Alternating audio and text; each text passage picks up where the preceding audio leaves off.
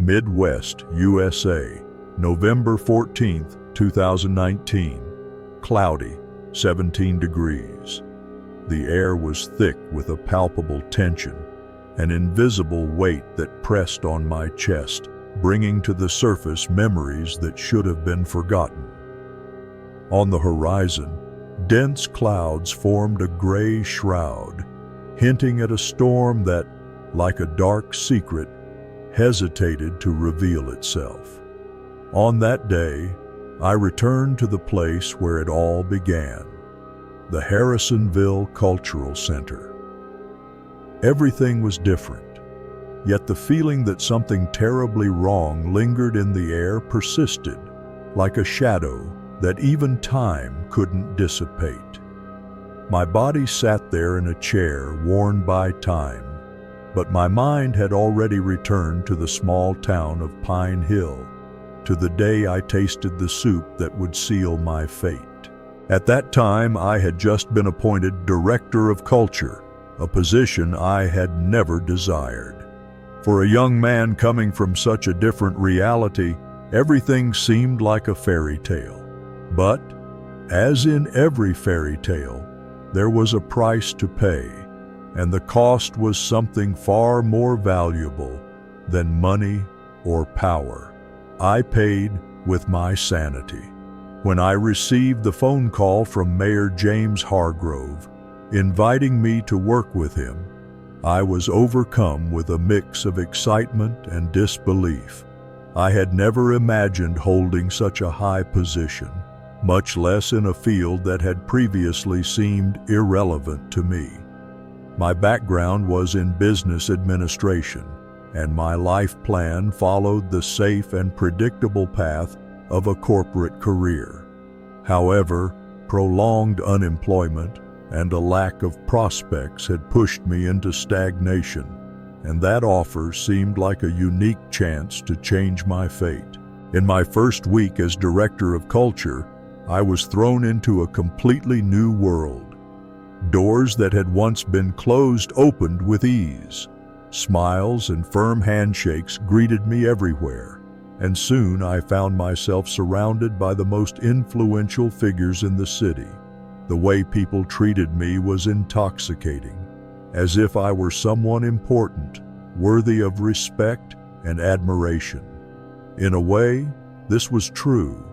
The position granted me an authority I had never experienced, and the feeling of power began to infiltrate my mind, slowly eroding any trace of humility that still remained.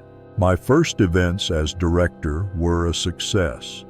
We organized music festivals, art exhibitions, and even a literary fair that attracted renowned writers from the region. The public's response was enthusiastic, and I reveled in the praise. Every nod, every approving smile fed my ego in a way I had never experienced before. I was the center of attention, the conductor behind the scenes making everything happen. And the more success I had, the more insatiable my hunger for power became. It was during those first months that I began frequenting the bars and nightclubs in town. At first, it was just a way to celebrate my achievements. A toast here, a dance there, nothing out of the ordinary. But gradually I became more deeply involved in that lifestyle. The nights grew longer, the drinks stronger, and the company more dangerous. Surrounded by other inexperienced young people like me, I let myself be swept up in the glamour and pleasures that money could buy. It wasn't long before drugs began circulating at our private parties, and soon I was trapped in a vicious cycle of excess. What started as innocent fun quickly turned into a necessity. The drugs, initially just a supplement to the parties, became an integral part of my daily life. I needed them to endure the pressure of work and to fill the void growing inside me. The position that once filled me with pride now seemed like an unbearable burden, and I relied on drugs to escape that reality. My body adapted to the destructive routine, and addiction took hold of me. As time passed, my mental health began to deteriorate alarmingly. The euphoria provided by the drugs was followed by deep depression, an abyss from which I could barely escape. Mornings became nightmares, where I woke up in a state of physical and emotional hangover that seemed unbearable. My body was weak, my mind shattered, and paranoia began to dominate my thoughts. I saw myself surrounded by invisible enemies, imaginary figures who seemed always to be lurking, ready to take away everything I had gained. Every look, every comment seemed loaded with malicious intent. I began avoiding work, delegating all my responsibilities to the Harrisonville Cultural Center's coordinator, Tom Granger. He was competent, and I knew he could do both his job and mine without any problems. But deep down, I felt I was losing control. My house of cards was about to collapse, and I didn't have the strength to stop it. My personal life was also in ruins. I lost contact with my childhood friends, those who knew me before I became director. They didn't understand what I was going through, and I could no longer connect with them. I began surrounding myself with people who, like me, were trapped in a cycle of self-destruction. We frequented the city's most expensive bars, where we bought the most potent substances we could find. But no matter how hard I tried, I could never fill the void I felt. Nothing gave me pleasure anymore. The music, which once made me vibrate, now sounded like distant, irritating noise. The women, who once fascinated me, became mere shadows, lifeless. And the food, well, the food had become repulsive. I could barely eat, and my body began to show signs of severe malnutrition. It was during one of those nights of excess that I decided to resign. I couldn't take it anymore. The power that once gave me life now consumed me. I knew I had to leave before it was too late, before I completely lost the little that remained of my sanity. The next day, with my mind still clouded by drugs, I went straight to the mayor. When I entered his office, he greeted me with a broad, almost paternal smile. I sat down in front of him, and with a lump in my throat, I began to explain my situation. I spoke about my addiction, how my health was deteriorating, and how I felt I was losing control. He listened in silence, without interrupting, but the smile on his face never disappeared. When I finished, he leaned back in his chair, crossing his arms over his chest. "I understand what you're going through," he said, with a tone almost condescending. "But you're a valuable asset to my team. Young, talented, ambitious. It's normal to feel this way when you're rising to power. We all go through it." He laughed as if sharing an inside joke. I felt uncomfortable, but I continued to listen. He then invited me to accompany him to a meeting in a nearby town. He said that if I still wanted to resign after the meeting, he would accept and even pay for a psychiatrist for me. Reluctantly, but not knowing what else to do, I accepted the offer. Perhaps, I thought, this meeting would be my last chance to find a way out, to escape this nightmare. On the day of the meeting, we left the city in an armored truck, accompanied by security guards and some local businessmen. The trip was short, but with every mile, my anxiety grew. When we arrived in Benson, I noticed that the place seemed deserted. The few houses I saw were in ruins, as if they had been abandoned long ago. It was a place that exuded decay, as if the very land were dying. We stopped in front of a large but poorly maintained house. Outside, several luxury trucks were parked, absurdly contrasting with the town's appearance. Something was deeply wrong with that place, something that made my skin crawl. When the guards asked us to put blindfolds on, my heart began to race. The thought of entering that place without seeing what was around me filled me with dread, but the fear of disobeying was even greater. I did as I was told and, blindfolded, was led into the house. The silence was absolute, broken only by the sound of heavy footsteps on the old wooden floor. My hands trembled, and I was sweating cold.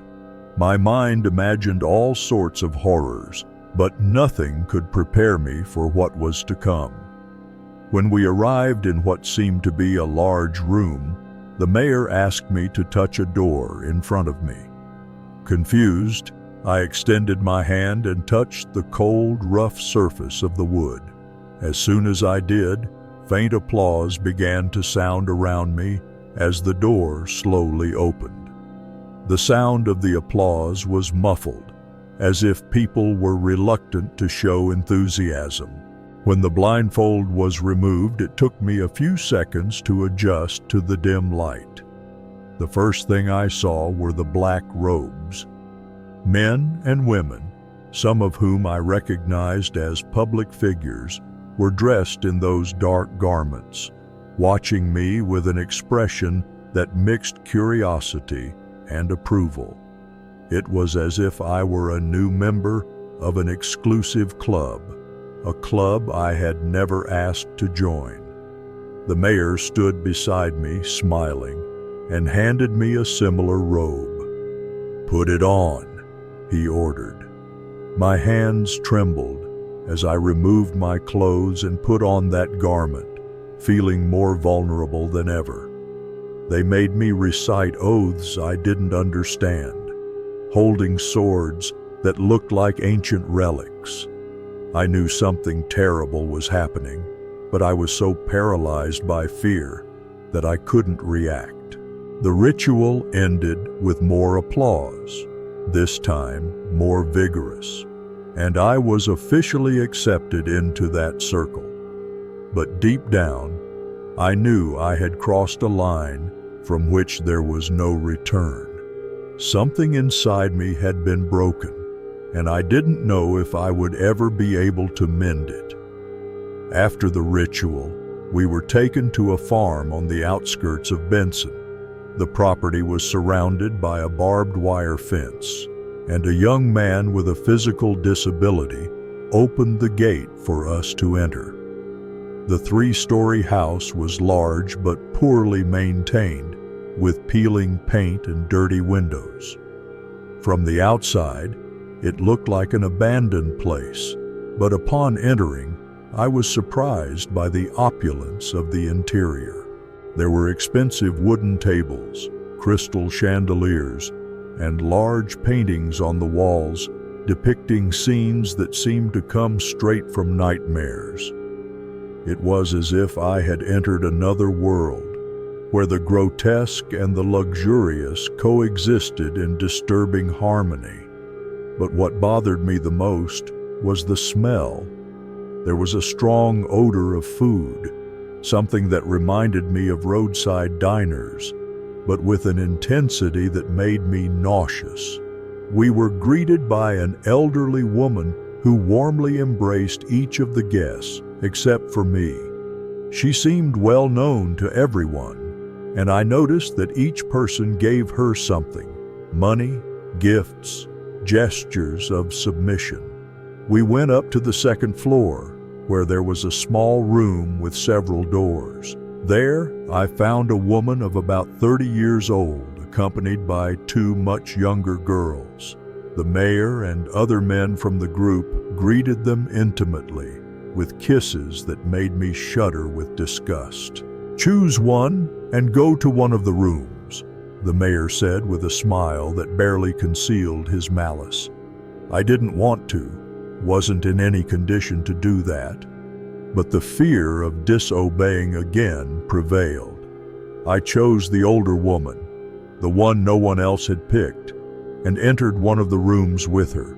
I did the bare minimum to avoid offending her, and we soon left in silence. We went down to the first floor where we sat at the table. The old woman asked us what we wanted to eat, and the mayor replied that it would be the special meal for me. When the dish arrived, it was a soup with vegetables and 2 large tamales, accompanied by slices of avocado. The soup seemed ordinary, perhaps made with beef, but there was something about it that made me suspicious. As I stirred the soup, I found a small bone. At first, I thought it was a mistake, a piece of undercooked meat. But as I continued stirring, I realized there were more bones. I pulled out a larger piece, and then my mind froze. In my spoon was a small human leg with tiny, malformed fingers. That sight was the pinnacle of all the horror I had been trying to suppress. I wasn't just surrounded by monsters. I had become one of them. The mayor, sitting beside me, watched me with a stern expression as the silence at the table became suffocating. $45,000, he said, breaking the silence, is the price of this dish. It's meant to give you strength. Men need it. His words sounded like a death sentence, and at that moment, I knew I was trapped. There was no turning back. That world, that horror, was now part of me. During the trip back, I stayed silent, trying not to vomit. The mayor kept talking about how there were things I still needed to learn, about how I could go far if I followed in his footsteps. But I barely listened. My mind was elsewhere, replaying every moment of that macabre banquet, trying to process what had happened. I had eaten human flesh, and there was no undoing that. After that day, my life changed completely. I knew I couldn't continue on that path, that if I didn't do something, I would destroy myself completely. I woke up the next day with a physical and moral hangover that left me bedridden. I vomited several times, my head throbbed, and my mind was in shambles. But for the first time in a long time, I decided not to touch whiskey or drugs. I needed clarity, needed to pull myself out of that downward spiral. When I arrived at the Harrisonville Cultural Center, Tom Granger was surprised to see me. I was a wreck, but determined to do something useful. For the first time in months, I asked to see what needed to be done. I reviewed all the papers, organized the events, and started working diligently. I wanted to make up for all the lost time, to redeem my sins through work. But deep down, I knew it was just a desperate attempt to escape the horror that had taken root in my soul. Cultural events began to flourish again, and I threw myself into them with an almost obsessive intensity. I used all the money I earned to support cultural projects, trying to turn that negative energy into something positive. I organized exhibitions, financed local artists, and promoted book and music fairs. The public's response was once again positive, and for a time, I managed to lose myself in the work, pushing away the demons that haunted me. But the mayor hadn't given up on me. He continued to invite me to meetings, insisting that I return to those ceremonies. I politely refused, making excuses, but he knew. He knew I was trying to escape, and that seemed to amuse him. His paternalistic expression, the constant smile, all of it began to deeply irritate me, but I knew I couldn't confront him. Not yet. Time passed, and the mayor's term was coming to an end. He nominated his wife for the next administration, and once again offered me the position of director of the Harrisonville Cultural Center. This time, I firmly declined, claiming I wanted to pursue my career as a businessman. He laughed, as if he knew I was lying, but didn't press the issue. We parted with a hug, and for the last time, I saw that devilish smile on his face. As soon as I left his office, I knew I could no longer stay in that town. There was something rotten in that place, something that corroded my soul, and I needed to flee as quickly as possible. With the little money I had saved, I moved to a nearby town, Fairview, where no one knew me. I rented a small house and eventually opened a grocery store. It wasn't the glorious future I had dreamed of, but it was peaceful, and at that moment, it was all I needed. I met a young woman who worked with me, and after a few months, we got married. She was simple, kind, and helped me rebuild my life, pushing away the shadows of my past. But no matter how hard I tried, I couldn't forget what had happened. The memories of that village, of that cursed soup, continued to haunt me. I would wake up in the middle of the night sweating cold, with the bitter taste of human flesh still in my mouth. Even living far from that environment, the scars left by my experience at the Harrisonville Cultural Center never completely disappeared. Initially, the isolation and simplicity of my new life were a relief. I no longer had to deal with the greedy looks, the incessant pressure, or the temptations that came with power. But at the same time, that quiet life gave me too much time to think, and the thoughts that arose were anything but quiet. The nights were the worst. No matter that my wife was by my side, the dark brought back all the memories I wanted to forget. I could feel the metallic taste of the soup, the smell, the cold gaze of the mayor as I chewed what seemed to be a fragment of my own humanity. My mind, treacherous, played tricks on me, bringing back the images of the small leg I found in the soup. That vision was a constant reminder of the price I paid for my ambition, something that haunted me in a sinister and cruel way. The nightmares became constant torture, an endless cycle of nocturnal terror. I would wake up gasping for air, drenched in sweat, my heart racing. Sometimes my wife would wake up too, concerned, and I had to make excuses. It was just a nightmare, I would say, trying to hide the truth. But she knew that something much deeper was troubling me. She tried to comfort me, but the distance between us grew with each sleepless night, with each vacant stare I cast into nothingness. Soon I realized I was merely surviving, not living. The grocery store, which at first was a refuge, began to feel like a prison. Each customer, each banal interaction, was a reminder that I was running away, that I had never truly faced what happened. I tried to convince myself that I had found redemption through work, but deep down I knew it was just a facade. I was hiding my wounds, but they continued to bleed inside. The small town where I had settled was quiet, and for a time I believed I could disappear there, that the past would never find me.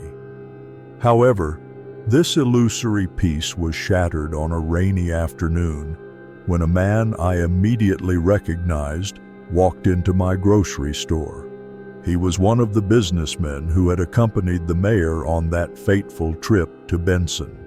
He looked older, more tired, but still carried the same air of superiority that everyone in that group exhibited. When our eyes met, I felt a chill run down my spine. He gave a slight smile, as if he knew exactly what I was thinking. "So, this is where you've been hiding?" he said in a casual voice, but one laced with a veiled threat. "It's been a while since we've seen you." My hands trembled as I tried to mask the panic. "I stepped away from all that," I replied, trying to sound firm, but my voice faltered.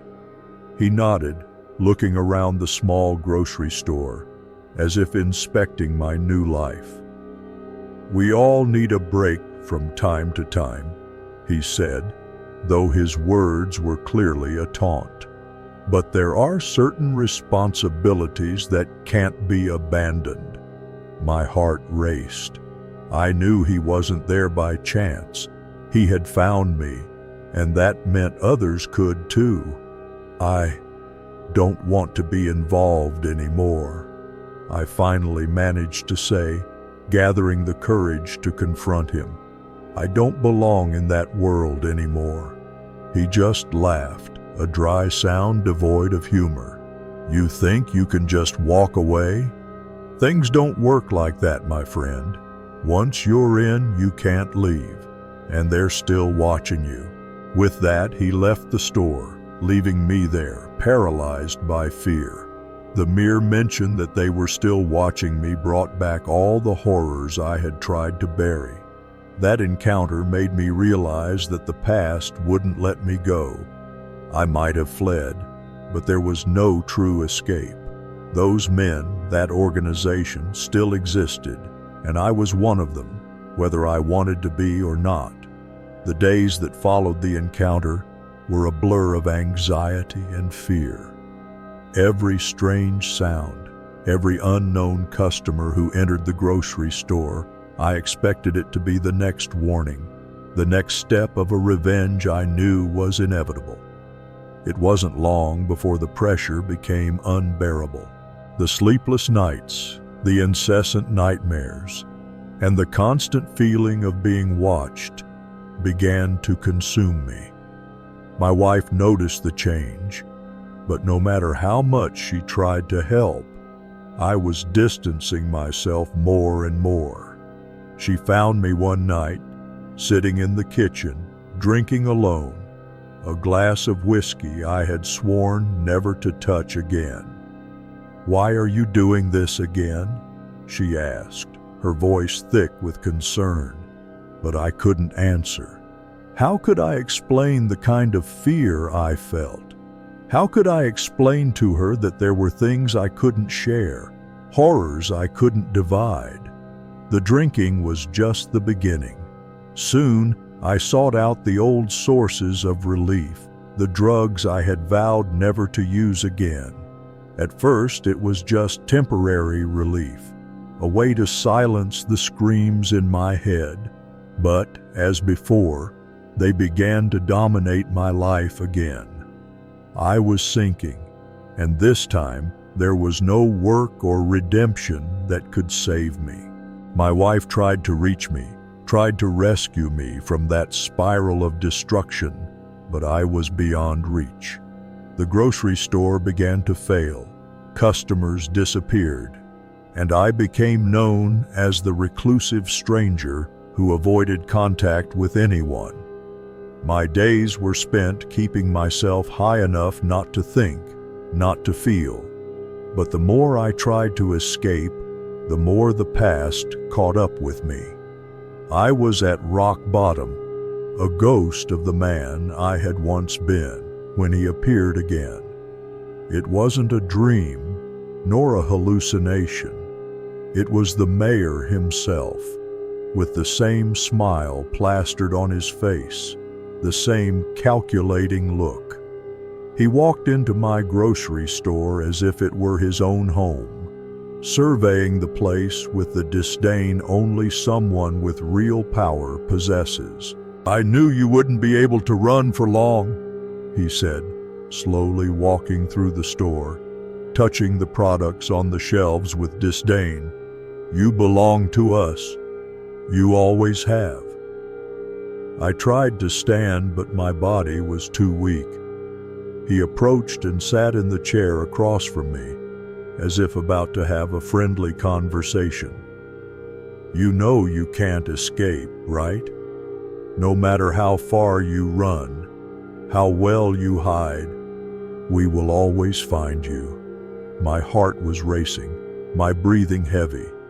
"I don't want any part of this anymore," I managed to say, my voice trembling. "I just want to live in peace." He smiled again, but this time there was something different in his eyes, something darker, more sinister. "Peace? Do you really think you can have peace after all you've seen, after all you've done? You've already made your choice. Now you must live with it." Those words sounded like a death sentence. I knew he was right. I had crossed a line from which I couldn't return. He stood up, ready to leave, but before walking out, he left an envelope on the counter. "Think of this as a final offer, one last job. If you do this, maybe, just maybe, we can forget about you." I stared at the envelope, unable to open it, knowing its contents could destroy me for good, or perhaps give me one last chance to escape. When I finally mustered the courage to see what was inside, I found detailed instructions for a cultural event I was supposed to organize. It seemed simple, something I had done before, but there was something in those instructions that sent chills down my spine. The subtext carried a weight I didn't fully understand, but I knew it was dangerous. It was. I decided to accept the job. Part of me knew I was walking straight into a trap, but the other part, the one dominated by desperation, saw it as a last chance to finally cut the ties that still bound me to the past. The event would be a large art exhibition in a neighboring town, a celebration of local traditions. But there was something more, something hidden in the shadows of the plan the mayor had laid out for me. The preparations began almost immediately, and I found myself diving back into the kind of work I used to do when I was director of culture. But this time, everything felt different. The people I met were strange, each with a look that seemed to pierce my soul. There was no joy, no creativity that I was used to seeing in artists and organizers. There was only a cold calculation and inhuman efficiency. On the day of the event, the town was covered in a thick fog, a premonition that something terrible was about to happen. The artworks on display were dark, disturbing, as if each brushstroke were an invocation to something profane.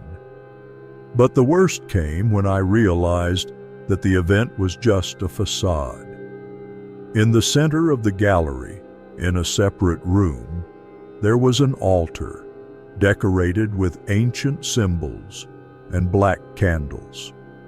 The people I had hired to help were there, now dressed in the same robes I had seen at the ceremony in Benson. They gathered around the altar, murmuring in a language I didn't understand. The mayor was there, at the center of it all, watching me with that smile that never left his face. He called me to the center of the room, pointing to the altar. "This is your last chance," he said. "Complete the ritual, and you will be free." I was stunned, unable to react. But as I approached, I saw what was on the altar. A child, gagged and bound, with eyes wide with terror. I knew what they wanted me to do. I knew that if I did it, I would be condemned forever. But at that moment, the choice was clear. Either I ended it, or I would lose myself completely. Time seemed to stop as I looked at the child. My heart was pounding so hard it felt like it would burst from my chest, and my mind was spinning, searching for a way out, an alternative that didn't involve doing what they asked. But there was no alternative. I knew that, one way or another, this would be the end of the road for me. The mayor approached, placing a hand on my shoulder as if comforting me. "You know what you need to do," he whispered, his voice thick with expectation. "Do this, and all will be forgiven." But there was something inside me, something that had been silenced by guilt and fear, that now cried out for justice. I couldn't continue being their pawn, couldn't continue sacrificing my humanity for empty, corrupt power. With a strength I didn't know I still had, I turned to the mayor, pushing him away. "No," I said, my voice firm for the first time in a long time. "I won't do it." His smile vanished, replaced by an expression of fury. "You think you can just walk away? You've already made your choice." But I knew the choice was still mine. I grabbed the child and ran, pushing the cult members away as they tried to stop me. The gallery was full of people, but no one seemed to notice what was happening, as if they were all hypnotized, trapped in their own darkness. I managed to escape that night, but I knew I would never be truly free. The ritual hadn't been completed, and I knew they would never forgive me for that. The child I saved was taken by the police, and I gave a fake name before disappearing again. I returned to my wife, to my simple life, but now I knew there was an even greater shadow pursuing me. I had made my choice, and it condemned me to a life of eternal flight, always looking over my shoulder, waiting for the day they would finally find me. It wasn't the peace I sought, but it was the best I could have. I knew that eventually they would catch up with me, but until then, I would do my best to live as far away from that dark world as possible. And maybe, if death came before them, I could finally find some redemption. The past, however, never disappears. It hides in the shadows, waiting for the right moment to remind us of our mistakes, of our failures. And as long as I live, it will be there, a constant presence in my mind, whispering to me, reminding me that the true terror isn't in what we see, but in what we carry within ourselves.